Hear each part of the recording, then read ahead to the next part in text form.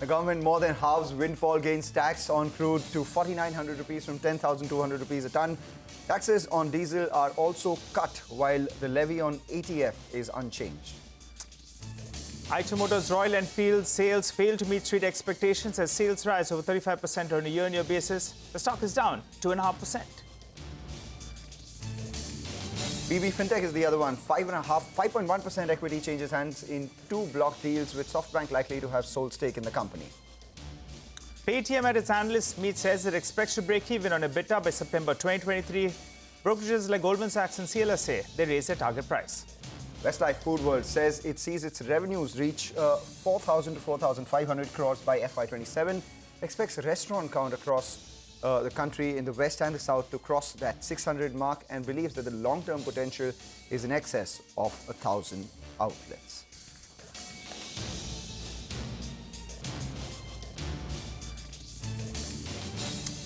Hello and welcome to Chartbusters. I'm Nigel D'Souza and joining me as always is Mangalam Malu, who's feeling good on this Friday morning. Everyone feels good on a Friday night. We're looking forward, Mangalam, to get through this day and then, go ahead and enjoy the weekend. But we got a couple of managements for you today on the show. And let's start off with Sanghi Movers. Remember, that's the largest crane rental company here in India. It's a good quarter, actually. There's been margin expansion as well in the quarter gone by. But to understand more about how things are shaping up and just to tell our viewers, it's a play on the infra space. If their cranes are getting taken by their customers and if the utilization levels are higher, that means that the infra boom is really taking place on ground. Rishi Sanghvi, the managing director of the company, joins us on the show. Hi, Rishi. Thanks so much for joining in. Well, I recall a few years ago when your utilization levels were low, the yields as well were low. And that was a pain point for the business. But as per your last quarter, utilization level is around 82%. Can you give us an updated number? Has the utilization levels moved up?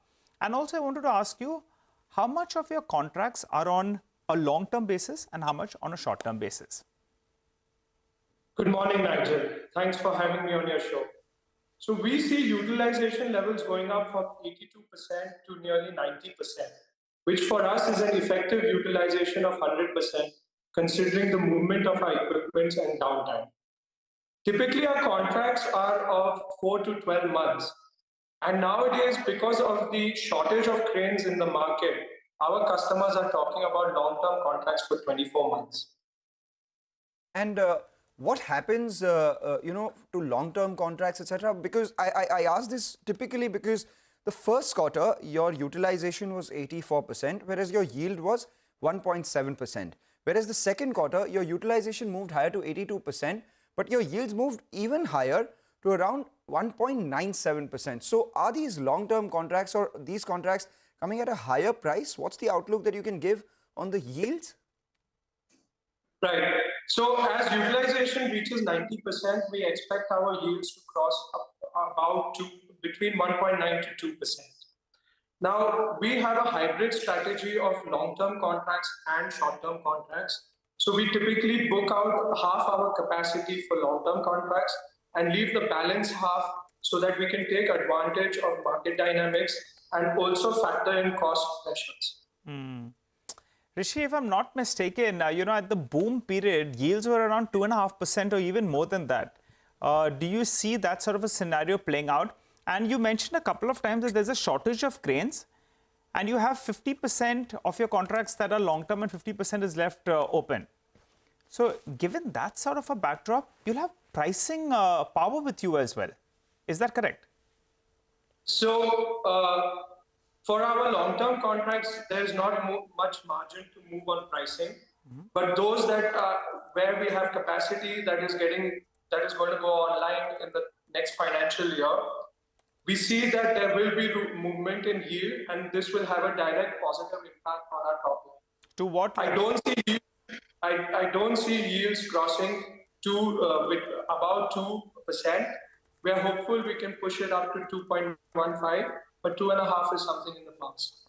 All right, so 2.15 to 2.19 is what you can do, not to 2.5, but you do see yields moving higher. Take that point, Rishi.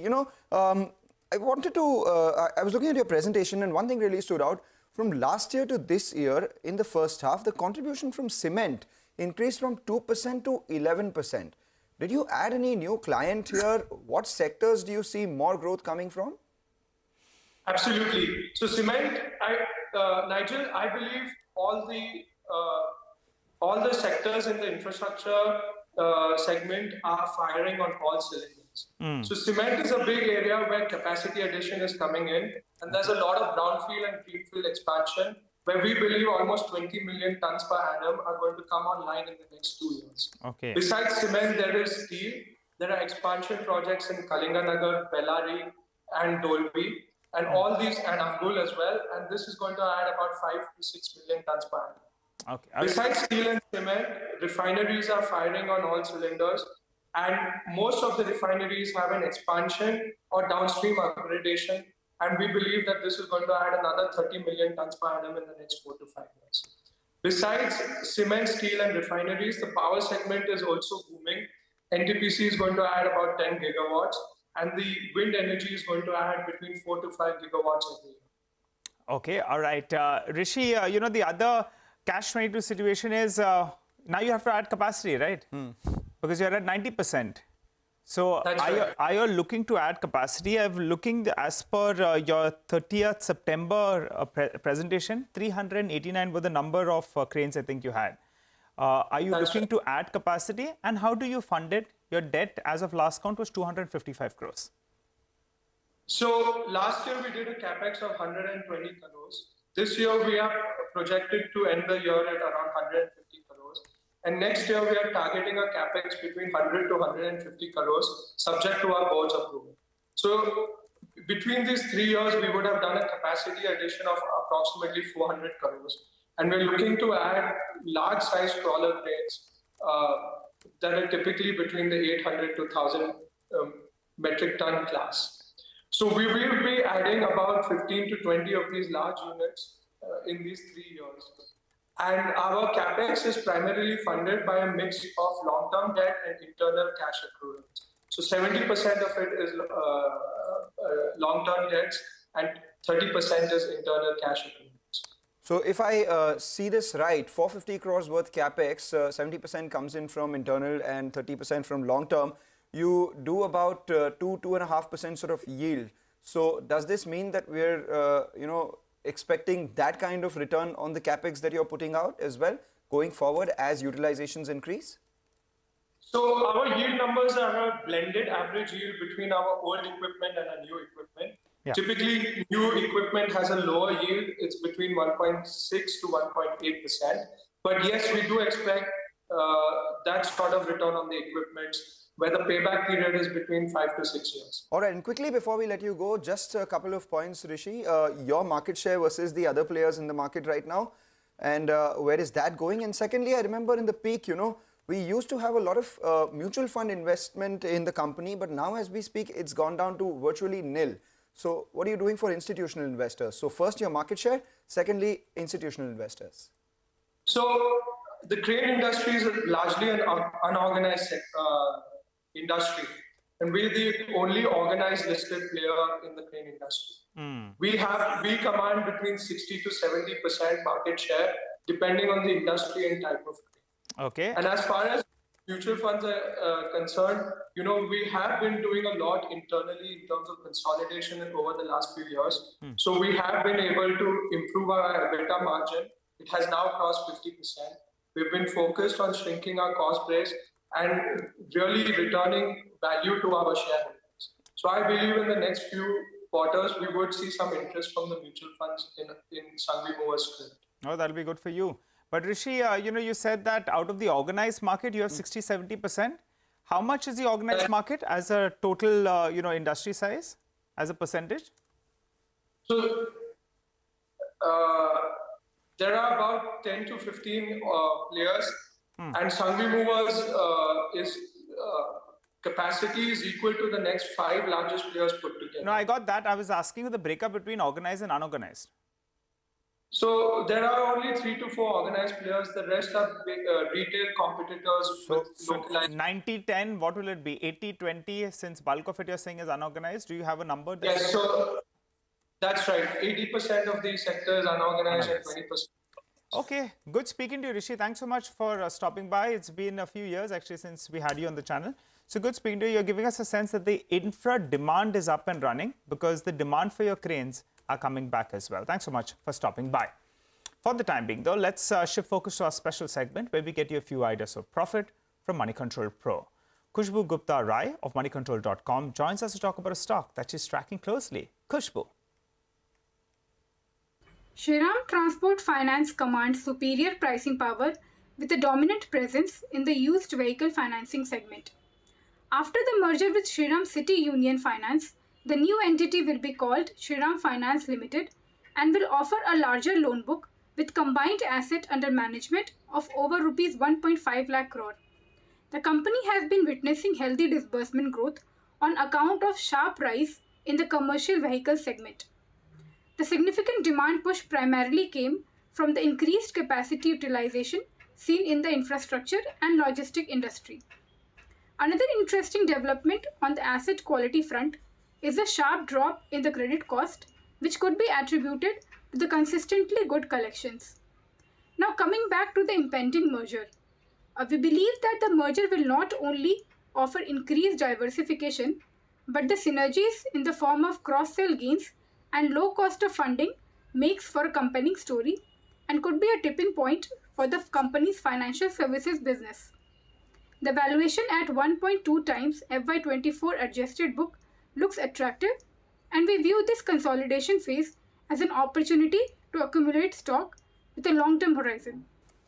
All right, watching us here on Chartbusters, the news that's busting the charts is the insurance space, because the Finance Ministry has proposed changes to the Insurance and the IRDAI Act and sought comments on the proposed amendments by 15th December. However, the big one among those amendments is the one composite license for life, health and general insurance. The top insurance regulator, Devashish Panda, also recently told us that he is in favor of such a composite license. So to discuss this and more, we do have with us Neeraj Shah, who's the CFO at HDFC Life. Neeraj, thank you for joining us. And that really is the first question. You know, once there is a composite license which allows you to do everything, you know, from an industry standpoint, how does that change things? And secondly, for you in specific, you know, for an HDFC Life, do they favor general insurance more? Do they get into health? How do you see these things going for you? Yeah, so I think from overall development of the sector perspective, it's definitely a fairly set of changes that are being recommended, and we welcome those wholeheartedly from a sector perspective.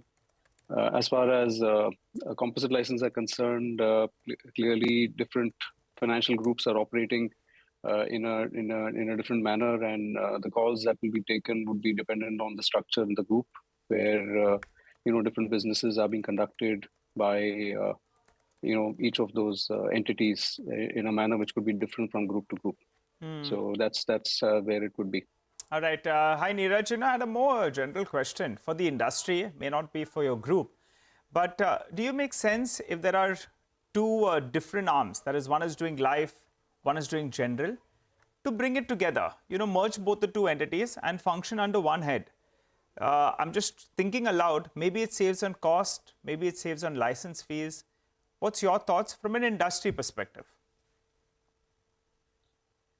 So again, from industry perspective, you know, different groups are operating in a manner which could be, you know, not similar to each other. A lot of companies have been in existence for over 20 odd years, are already at scale and are operating at, you know, efficiency levels which are fairly optimal.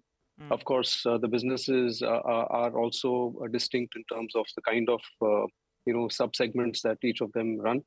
Some of the activities could be more complementary in terms of, let's say, the health business aspects of it, which, you know, as an industry, we have already made representations in terms of how things could happen. So I guess it's more in terms of, you know, at what stage of evolution each company and the, you know, the segments are. So I think it's more to do with how that can be thought about. So it's interesting that you're saying it from an industry standpoint. While, you know, from an industry standpoint, we understand that there is a possibility, etc., depending on the stage of evolution, etc. But, you know, if you had to draw from specifics and then guide for an industry outlook, And this is in no way asking you about HDFC Life itself, but you guys have HDFC Life and HDFC Ergo. How would things, happen between the two of you all were there to be a composite license? Just hypothetically asking. So the good thing is, our companies are working fairly closely together in allied spaces like what I mentioned in terms of health. We have a combination product which would serve the customers well in terms of combining aspects of life and health insurance. More of that will continue along the way as things develop. As far as the group is concerned, like I said, it's finally in terms of how the promoter is thinking about how to run the businesses. For us, the businesses are at scale and are able to serve the customers in a fairly efficient manner. But off the cuff, do you think it makes sense to bring both of them together? Anyway, they're working closely, right? You said. So, like I said, businesses are operating in a particular manner, and the entities are already established and are at scale. Customers are getting the kind of would you be Neeraj? Access to products. Neeraj, what we're trying to understand is, would you be leaning towards which side would you be leaning towards? Bringing entities may not be for y'all, but do you think that bringing it together makes sense, or do you think that keeping it separate and let them scale individually makes better sense? As of now, as of the details that we have of now, things obviously will change. Yeah, so you just think about the intent with which these recommendations are being made. The government and the regulators already aware of certain structures in the. And these are some of the things that could, in terms of anyone who's setting up greenfield, maybe thinking about it slightly differently from companies that are already in existence, like we discussed, right? So it is going to be fairly group specific, and I'll leave it at that. Okay, yeah, Neeraj, you are speaking a lot, but I wonder if you're saying anything out there or not. But, let's leave that be. Let's talk about the other aspect of this. There is a possibility that you can go ahead and distribute all the other wealth products too, which includes the likes of mutual fund, other investment products. That could be an additional revenue stream too. I mean, from your understanding, how big a revenue stream that could be in terms of addition? Do you see a 3, 4, 5% sort of additional income coming in for companies or the industry, or more than that? So I would think here, the objective would be more in terms of offering something more seamless in allied areas for the customers. And I think there are multiple things that are being thought about here in terms of distribution of allied products. That is one. And also getting into allied segments, which are going beyond just, products, in terms of having platforms and ecosystems in place which serve customers more seamlessly than what is happening today. So we wholeheartedly welcome that. Yeah. While it's seamless at the front end, the back end is still not seamless because there may be some sort of regulatory overlap, right? So do you think you'll have to navigate through that? Of course. So there will be a lot of conversations around this. This is something that will have to be thought through in terms of how it translates on the ground in terms of both the back end as well as in terms of from a customer perspective. So yeah, lots to be thought through and drilled down. But, directionally, it appears, in favor of customers getting a more seamless experience for sure. And what about the proposal to, lower the minimum capital requirement? Will that, lower the bar for a lot of people to come in and maybe increase competition, etc.? Do you see this benefiting the sector? How does it make a difference? Here again, the intent really is to allow as many entities to come and operate and explore different business models. We already have a set of the 2 or 3 sectors that are operating in excess of 50 odd companies that are operating, and more entrants will only get things a little more innovation could happen on the ground. Of course, the capital requirement would be in line with the scale and the business segments that the companies are offering, and then the regulator would obviously look at that closely. And quickly, before letting you go, Bima Sugan, what are your thoughts on that? Because do you fear what happened to the AMC industry will happen to you guys as well when it comes to commissions? No, we are very excited about this development. I think it is more power to the consumer, and it allows the manufacturers to get more access directly to customers, in addition to the distribution channels through which we come in touch with customers. So I think it's a great initiative in terms of bringing all the segments of onboarding, servicing, and claim settlement for customers in the manner of their choosing. What do you think makes more sense for players like you? manufacturing newer products once you get the composite license, or maybe sell others' products? Again, we discussed on the composite license. As far as the current structure goes, of course, we would like to, participate more in allied segments, as we've discussed in terms of health. We believe it's fairly close to life. We've already shared our views in terms of from a sector and from a company perspective. So we'd like more of that to happen. Of course, we are more than happy to start with distribution of these products, to give customers a more holistic proposition. Okay, all right, Neeraj, appreciate you stopping by and giving us, your take on these changes as well as how industry is shaping up. We look forward to having a chat with you and the rest of the management in the next couple of weeks as well. For the time being, we'll slip into a short break. You come back, we'll get our focus back on the markets and stock-specific action.